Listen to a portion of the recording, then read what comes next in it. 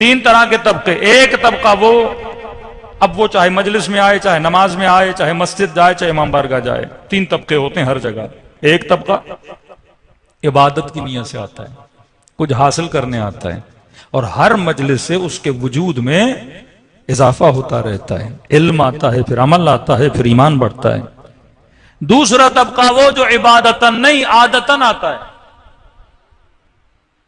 اب ظاہر محرم کا مہینہ شروع ہو گیا، پیدائش شیعہ تو ہے، پڑوسی پوچھے گا کہاں مجلس سننے گئے، جواب تو دینا ہے نا.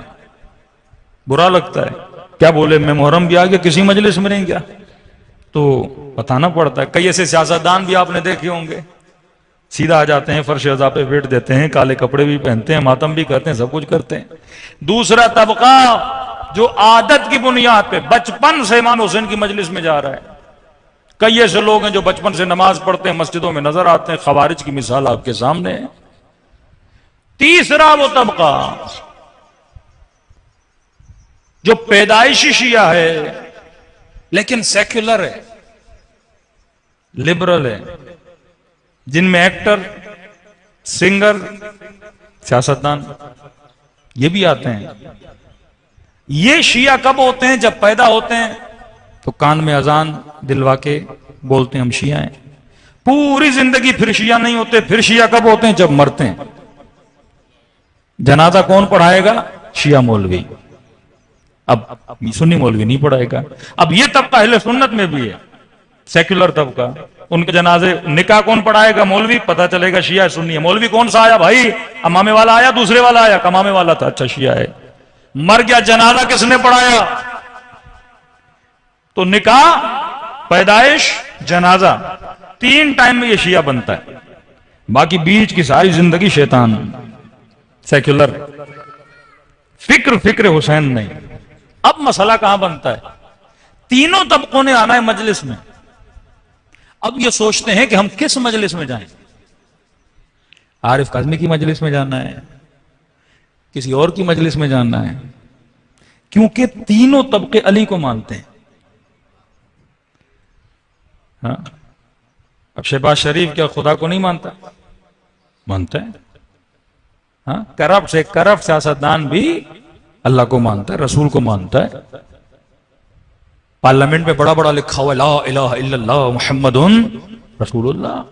اب یہ اور بات، اس کلمے کے نیچے یہ جو کام کرتے ہیں وہ نہ لا الہ الا اللہ سے ملتے ہیں، نہ محمد رسول اللہ سے ملتے ہیں. ہاں، لیکن مانتے تو ہیں. کوئی سیاستدان نہیں بولتا ہم اللہ کو نہیں مانتے، ہم رسول کو نہیں مانتے ہیں، برملا. لیکن اس طبقے کو بھی تو مجلس میں آنا ہے نا.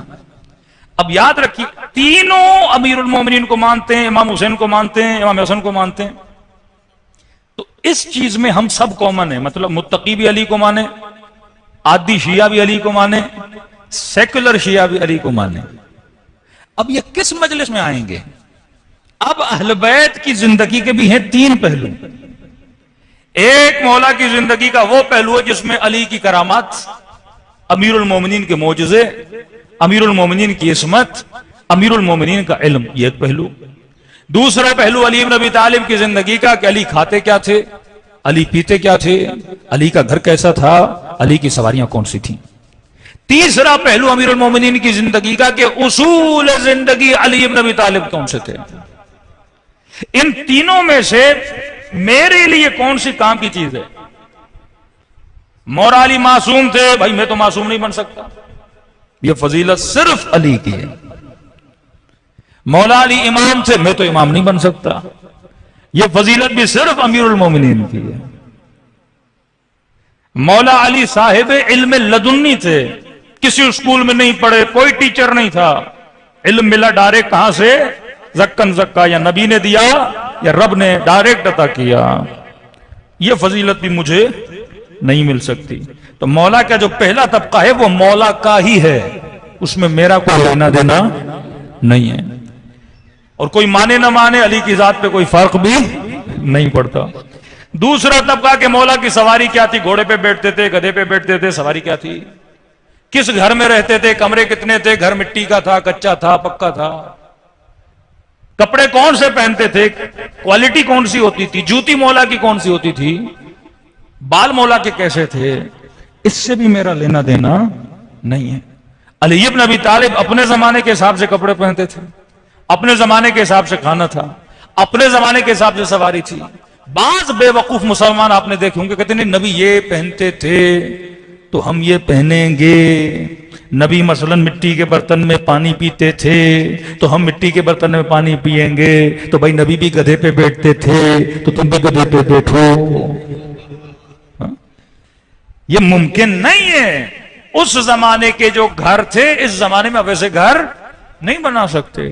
ہاں اگر حکم معصوم ہو کہ فلاں گلاس میں پانی پیو، وہ اصول ہے۔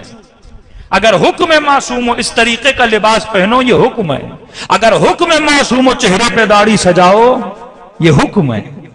لیکن اگر حکم نہیں دیا معصوم نے، چھٹے امام کا زمانہ تھا، ایک بندہ امام پہ اعتراض کرنے لگا کہ اے جعفر صادق، تیرا لباس ویسا نہیں جیسے تیرے بابا علی کا تھا۔ آپ کے بابا علی وصلے والی جوتیاں، پھٹا ہوا لباس پہنتے تھے، اور آپ کا لباس تو بڑا اچھا ہے۔ میرے امام نے مسکرا کر کہا کہ جیسا زمانہ میرے بابا کا تھا ویسا زمانہ میرا نہیں ہے۔ وہ اپنے زمانے سے لباس پہنتے تھے، ہم اپنے زمانے کے حساب سے، لیکن اصول بتا دیا لباس جو بھی پہنو لباس حیا پہنا کرو۔